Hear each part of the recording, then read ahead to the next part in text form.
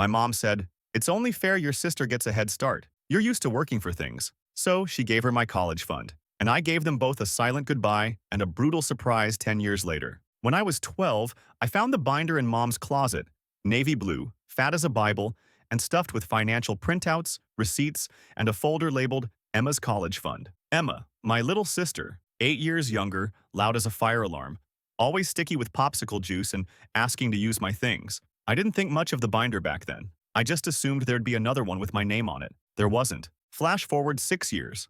I'm 18, accepted into a decent state school with a mechanical engineering program. I came home the day the acceptance letter arrived, practically vibrating, holding it up like it was a damn golden ticket. Dad had already left by then, one of those quiet divorces where nobody screams, just one day his golf clubs and favorite mug are gone. Mom barely looked up from her tablet. "That's nice, sweetie," she said. "But we should talk about how you're going to pay for it." I blinked. "What do you mean?" She set the tablet down like she was about to explain how clouds work. "Emma's fund is already spoken for, and there was never one set aside for you. We didn't think you'd need help. You're resourceful. You always figure things out." That's when I realized the binder wasn't Emma's college fund. It was the college fund. One, singular. All $42,000 of it. And it was going to my sister, who was 10 at the time and still thought multiplication was a kind of magic trick. I stared at my mom, waiting for the punchline. "Wait," I said. "You're giving it all to Emma?" She didn't even flinch. "She's younger. She needs a head start. And you're used to working for things." I didn't speak. Not really. I just walked outside, sat on the porch, and stared at the stupid ceramic squirrel she kept in the garden, the one Emma painted in 3rd grade that said, "Family First," on the base. I worked 2 jobs that summer. One unloading trucks at a warehouse, the other scrubbing dishes at a bar that reeked of stale beer and regret. I commuted to college, took out loans, missed out on everything. Dorm life, parties, study groups, because I was always working. Emma? She went to NYU, lived in the dorms, got an unpaid internship at a fashion brand where she posted lattes and mood board vibes on Instagram like it was a job. The money Mom gave her was enough for tuition and spending. Emma always had new shoes. I had ramen and hand-me-down textbooks. And here's the sickest part. I never said a word. Not to Emma, not to Mom. I played the good son, the quiet brother. I let them believe I was fine. But I remembered. Every insult hidden as a compliment. Every, "You're just more independent," while Emma got bailed out of every mistake. I remembered it all. And 10 years later, I gave them both a goodbye they never saw coming. Emma, 24 now, still talks like life is something that happens for her. "The universe just aligns when you're clear on your intentions," she told me once over brunch. I was in town for work, hadn't seen her in 2 years. She showed up 15 minutes late in a linen jumpsuit and AirPods still in, kissed the air near my cheek, and ordered oat milk something. Her phone buzzed nonstop. Meanwhile, I was wearing the same jacket I'd owned since graduate school. My hands were still stained with grease from a client visit that morning. She didn't ask about my job or my life, just told me about hers, about how hard it was to find creative purpose in corporate branding, about how Mom was flying out to help her pick an apartment in Brooklyn, about her roommate drama. The vibe was off, she said. Mercury in retrograde. At one point, she laughed and said, "God, remember when you used to fix my printer in college?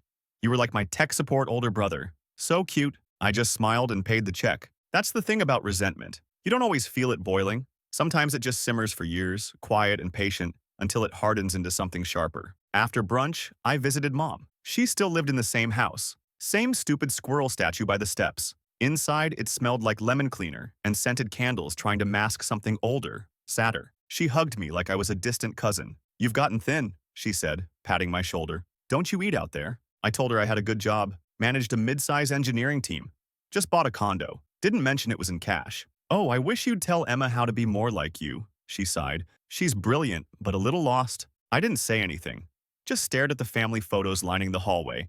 Emma's graduation, Emma at prom, Emma with Mom in Paris. I wasn't in a single one. Later, when she poured us wine, she finally asked the question I'd been waiting 10 years to hear. "Do you ever regret not going to NYU?"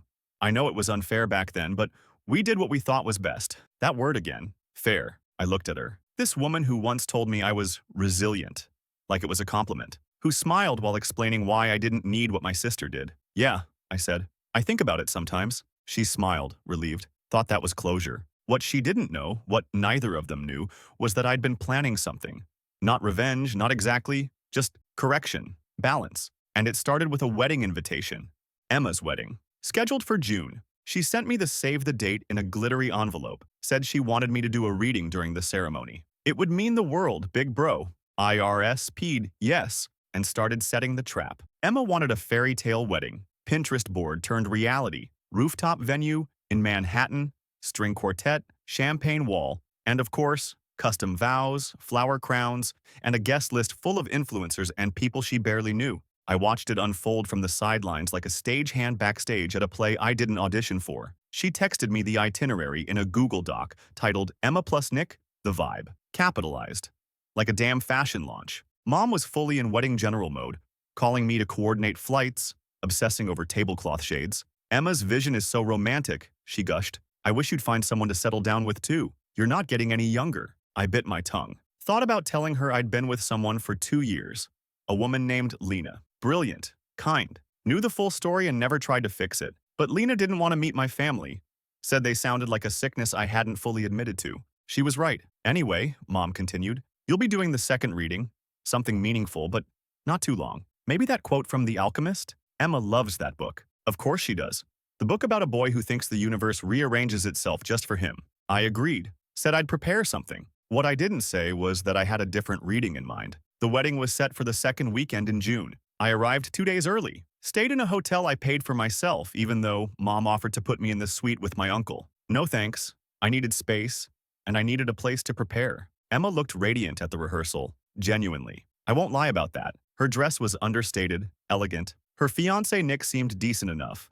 Accountant, nervous around Mom, clearly in over his head. When Emma saw me, she ran up barefoot across the venue lawn, hugged me, and whispered, "Thank you for coming. I know we weren't always close, but this means a lot." That moment almost broke me. Almost. But then I saw Mom behind her, adjusting the floral arch, smiling that satisfied smile like she was the director of the whole production. That's when I knew I had to go through with it. The night before the wedding, I stayed up in my hotel room printing documents, proof, bank records, emails, a scanned copy of the college fund paperwork in Mom's handwriting, with my name scratched out and Emma's written in. And one more thing, a letter, handwritten. Not for Emma, for the guests. I folded everything neatly, sealed each stack in unmarked envelopes, and had them delivered by a local courier that morning to every place setting at the reception. Timed precisely for the speeches, I wore the nicest suit I owned, tied my tie with steady hands, walked into that rooftop venue with a smile and a ticking time bomb in my pocket. And when the MC called me up for the reading, I took a deep breath, looked out at the room full of strangers and filtered perfection, and gave them something to actually remember. I walked to the mic like I'd practiced in my head 100 times. Emma gave me this soft, hopeful smile, hands clasped in front of her like she thought I might quote Rumi or some inspirational rom-com monologue. Instead, I pulled a folded sheet of paper from my jacket pocket. I was asked to read something meaningful, I began, so I chose something personal, something about love and fairness, and how sometimes the people who are supposed to protect you are the ones who quietly teach you to disappear. The room shifted. People stopped chewing. Someone dropped a fork. I didn't blink. When I was 18, I got into my dream school. I was proud, scared, ready to begin the life I worked my ass off for. But there was one problem. Money. I thought we had a college fund. Turns out we did, but it had one name on it. Emma's. A hush rolled over the room. I saw Mom's face pale behind a centerpiece. Emma stiffened. Nick looked at her like he just realized he'd stepped into the wrong fairy tale. I held up the next page. A scan of the fund ledger. This is in our mother's handwriting. $42,000. Transferred. Entirely. For one child's future. Not the one working 2 jobs and sleeping in his car sometimes to make it through finals. The one who was meant for more. The one who was softer, needed help, someone gasped. I kept going. For years, I stayed silent. I watched you chase dreams with money I was told didn't exist. Watched Mom help you move into dorms I couldn't afford to visit. I sat through family dinners listening to her say, "You're doing just fine on your own, sweetheart." Like my struggle was proof of character. Like being abandoned was noble. Emma tried to speak. I held up a hand. Not yet. You asked me to do a reading today, Em. Said it would mean the world. And I realized, yeah, this is meaningful. Because what says love more than truth? I stepped back, nodded at the waitstaff. They began placing the envelopes at each guest's seat. Synchronized, smooth, like a military operation. Inside those envelopes, I said, you'll find receipts. Not just financial, emotional. Years of neglect signed and notarized by my silence. No more. Emma stood up, face flushed, tears brimming. Why would you do this? Today of all days? I turned to her slowly. Because this was the one day you'd have to listen. Because you never did before. Because she made sure of it. And with that, I walked off the stage. Behind me, chaos bloomed. Nick whisper yelled at Emma. Mom stormed toward the mic, shaking. Someone in the back said, "Oh my God," reading aloud from the papers. I didn't stay for dessert. Didn't say goodbye. But that wasn't the end. That was just the explosion. Update 1. I was not expecting this response. Hundreds of DMs, comments, emails, even a few old friends I hadn't heard from in years reached out saying, "Dude, that was like a scene from a movie." Some of y'all called it savage. A few said it was petty. And at least 5 people suggested I get this story optioned for HBO. One message that stuck with me. Someone said, "You didn't ruin the wedding. You ended a performance that never included you." That hit hard. Because yeah, it was a performance. And I was always just crew, never cast. So here's what happened after I walked out. About 3 hours later, I'm back in my hotel room, half-dressed, staring at the minibar and wondering if I should call Lena when my phone explodes. 10 missed calls from Mom, 3 from Emma, 1 from Nick. That one surprised me. Then the texts start. "Mom, how could you humiliate your sister like that? You ruined the happiest day of her life. You are sick. Emma, I don't even know who you are anymore. You brought envelopes? I was going to give some of it back. I swear." And the best one, from Nick, "Thank you. For real." That was the most honest moment of the entire day. I needed to see it. Let me repeat that. The groom thanked me. Apparently, after I left, Emma broke down in the bridal suite, tried to spin it, said I was always jealous, that I twisted things, but too many people were reading those documents.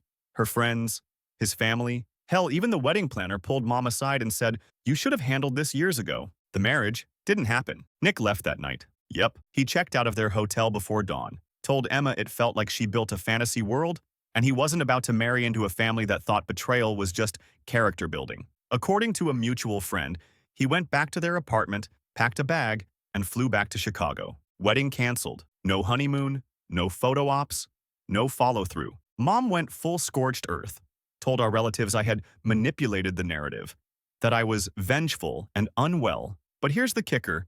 I sent her the original email she wrote me at 18, the one where she said, "Emma needs a head start. You'll be fine. You're tougher." No reply. Just silence. As for Emma, she posted a black and white Instagram photo 2 days later of a wilted bouquet with the caption, "Sometimes the fairy tale ends before the first dance. Healing offline. Spare me." Anyway, I'm back home now. Lena brought me takeout and a bottle of wine and said, "So, you feeling lighter?" And I swear to God I laughed so hard I cried. Because yeah, I do. For the first time in a decade, I finally said what needed to be said. And I didn't whisper it. But if you think that was the end, oh no. There's still one more move they didn't see coming. And this one, it's not just about Emma. It's about Mom. Stay tuned. 2 weeks later, I filed the paperwork. Not out of spite, not even for Emma. This was about Mom now, and the lie she built like a fortress around herself. That binder wasn't just a financial decision. It was a declaration. Emma is worth investing in. You're the insurance policy, the fallback, the boy who survives. So I made it legal. The property deed transfer. See, what I didn't tell you earlier is that the house, the one Mom still lives in, the one with the squirrel statue and Emma's childhood scribbles on the basement wall, technically isn't hers anymore. Not for the last 6 months. She'd gotten into a mess with refinancing a few years ago. Bad advice, bad credit, and a lot of assumptions that someone, me, would always bail her out. She took a second mortgage she couldn't manage. Let taxes lapse. Started drowning. I found out through a mutual friend at a bank. Quietly made an offer when the lien came up. Cash. She never knew the buyer's name because I used a trust. That house? It's mine. Legally. Every room, every doorknob. At first I thought I'd let her stay, just keep it in my back pocket. But the wedding changed that. Her reaction, calling me sick, dramatic, selfish for telling my truth, made one thing brutally clear. She'd never see me as anything other than the resilient backup plan. So I sent her a letter. No threats, no lawyers. Just a formal notice of ownership and a 6-month grace period. It ended with a simple line. "This is me choosing to stop disappearing." The fallout was nuclear. She called screaming, sobbing, bargaining in the same breath, left me voicemails that swung between begging and ballistic. "You're punishing me for doing my best. I gave up so much for you kids. You'd really put your own mother on the street?" She even tried Emma. Emma called, voice trembling like she'd been crying for hours. "She's not well," she whispered. "She's not eating. She says you're trying to erase her life." I stayed quiet for a second, then said, "She erased mine when she sold my future to fund yours." Silence. Then Emma hung up. 3 days later, I get an envelope in the mail. Handwritten, no return address. Inside is a single photo. Me, age 11, holding Emma on my back at the beach, sand in my hair, missing tooth. She's got her arms wrapped around my neck like she trusted me with the whole world. On the back, Mom wrote, "He was always the strong one. I just never knew what that cost him." That one hit different. Not enough to undo it, but different. Still, the clock is ticking. 3 months left on the grace period, and I'm not backing down. But the last twist? It's not even about the house. It's about what I found inside it. Next part's where it gets messy. Think family secrets. Think old journals. Think a revelation that made me question everything I thought I knew about why she chose Emma over me. The attic was like stepping into a mausoleum. Dust on every surface, boxes labeled in Mom's loopy, over-practiced script, Christmas, baby clothes, old taxes. I was up there to start cataloging items for a moving inspection, not to snoop. But then I saw the leather-bound trunk. No label, tucked behind a broken rocking chair and some moldy canvas art Emma made in 3rd grade. I cracked it open, and my whole past cracked with it. Inside were dozens of manila envelopes, each one stuffed with letters.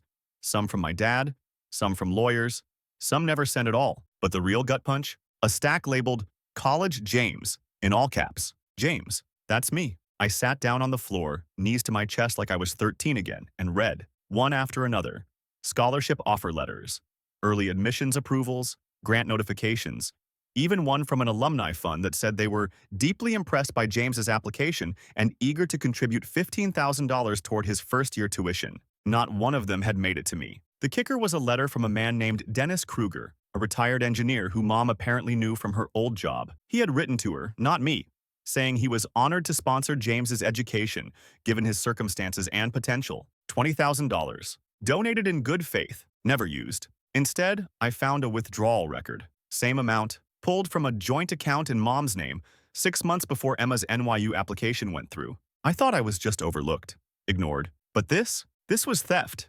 Calculated, deliberate. I drove home in a haze, gripping the wheel like it might disappear. When I got back to my condo, Lena was there, barefoot, curled on the couch with a book. She looked up, saw my face, and said, "What happened?" I handed her the folder. She didn't say anything for a full 10 minutes. Just read. Then she looked up and whispered, "She didn't just pick Emma. She sabotaged you." That night, I didn't sleep. I sat on my balcony, staring into the city haze, running through every year I spent wondering if I was ungrateful, if I was just imagining the favoritism, if I was the problem. But I wasn't. I was just the kid who got in the way of someone else's masterpiece. And now I had proof. So I made copies, scanned everything, printed multiples. I sent the originals in a neat little package to Dennis Kruger, return address included, with a note. "You offered me a future." She pocketed it. "I thought you should know." And the copies? Well, I had one more event to attend. Emma's post-wedding healing brunch, a soft launch rebranding hosted by Mom. Invitations sent to all the same guests who'd witnessed the rooftop debacle. This time, no surprises, except mine. Update 2. Let's talk about that brunch. It was held at this ridiculous garden cafe that looks like it was designed for influencers. White wrought iron chairs, overpriced floral lattes, vines literally stapled to the ceiling. The kind of place Emma loves because everything is aesthetic. I wasn't on the guest list. Shocking, I know. But a little social media sleuthing, shout out to Lena's burner Instagram, gave me all the details I needed. Time, place, seating chart. I didn't storm in. I waited. Sat across the street in my car watching them laugh and pose and pretend none of this had happened. Emma wore all white again. Subtle, right? Mom had that Botox smile frozen in place, like she hadn't tried to rewrite history and gaslight me into thinking I imagined all of it. And then Dennis Kruger showed up. Oh yes, he came. Turns out Dennis still had my number from the donor paperwork. He called me the night before, absolutely fuming. Said he'd checked the bank records tied to the donation. He's a meticulous man, bless him. And confirmed the entire 20 grand had been funneled into an account with Emma's name. Backdated. Concealed. He said, and I quote, "I've been conned by a woman who wore pearls to steal futures." So yeah, he accepted my invitation to the brunch. He walked up to their table like a quiet storm, polite, measured, handed my mother a sealed envelope, his copy of the donor agreement and the withdrawal record, said, "I believe this belongs to your son," loud enough for everyone to hear. Mom blanched. Emma's mouth opened, but nothing came out. One of her friends, some girl with a tiny dog in her lap, literally said, "Is this like a lawsuit?" Dennis just smiled and said, "It could be." Then he left. I walked in 10 seconds later, not to gloat, not to rub it in, just to hand Mom a check. $1. The note said, "A down payment on everything you owe me." I looked at her, looked at Emma, said nothing. Then I turned and walked out. So what now? Dennis is pursuing legal action for donor fraud. I've got 3 lawyers reviewing my options for civil theft and educational sabotage. And Emma? She locked her socials and posted one last story before going dark. Not everyone deserves access to your light, babe. That wasn't light. That was a spotlight on years of lies. As for Mom, she called last night, left a voicemail sobbing, said I'd broken the family. No, Mom. You did that. I just finally made it visible. A week after the brunch, I got a letter in the mail. Not an email. Not a text. A literal handwritten letter from my mother, 3 pages long, scrawled in blue ink on floral stationery that smelled like her old rose perfume. She always used it when she wanted to manipulate people, wore it to job interviews, church fundraisers, and every court hearing during the divorce. Page 1 was all guilt. You don't understand what it was like raising 2 children alone. Emma needed so much more than you ever did. You were always the quiet one. I assumed you'd forgive me. She actually wrote that. Assumed I'd forgive her. Like my silence all these years was an agreement. Page 2 turned bitter. You've embarrassed this family. Emma's friends are asking questions. Do you even care about her reputation? Dennis was never supposed to get involved. That was your choice. And page 3? A masterpiece. If you want to be done with us so badly, fine. But don't think this makes you right. It just makes you cruel. I laughed when I finished. Not bitterly, not maniacally, just sad. She still didn't get it, so I didn't respond. I just mailed her back her own letter, with a single sticky note attached. This time, you get to sit with your choices, like I did. And I moved on. I signed with a new company across the country. Seattle. Better pay, better team, better distance. Lena's coming with me. We've got a place already picked out. Sunlight through the windows. Space to build something that isn't haunted. But before we leave, there's one last piece to settle. I still own the house. 3 weeks left on the grace period. I offered her a buyout, fair market price. Told her if she wanted to stay, she'd have to pay for it. For once. No manipulation, no guilt, just math. She didn't respond. So yesterday, I sent the final notice. Legal. Certified.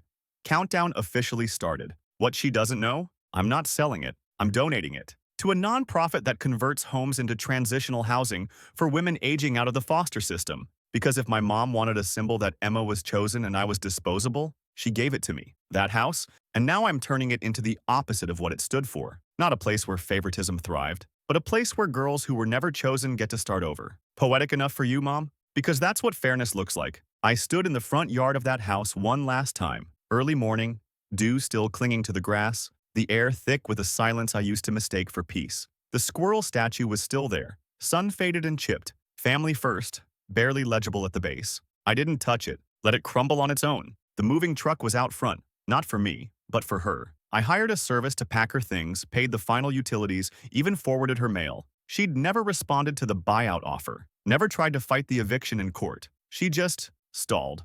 Right up until the deadline passed. I watched from my car as she walked out for the last time. No tears, no dramatics, just a box clutched to her chest and that brittle, fake composure she always wore when people were watching. She didn't look at me, but she knew I was there. And I think that was the final wound. That I didn't scream, didn't demand anything, just watched her leave the house she once ruled like a queen on borrowed time. The nonprofit gets the keys next week. I met the director, a woman named Charlene, who told me about the girls they help, 18, 19, aged out of foster care with nowhere to go. Nothing but trash bags and fear. Some of them haven't had a safe place in their entire lives. They won't believe it at first, she said, staring up at the porch. They'll think it's a trick. I nodded. I know the feeling. We're naming it the Juniper House.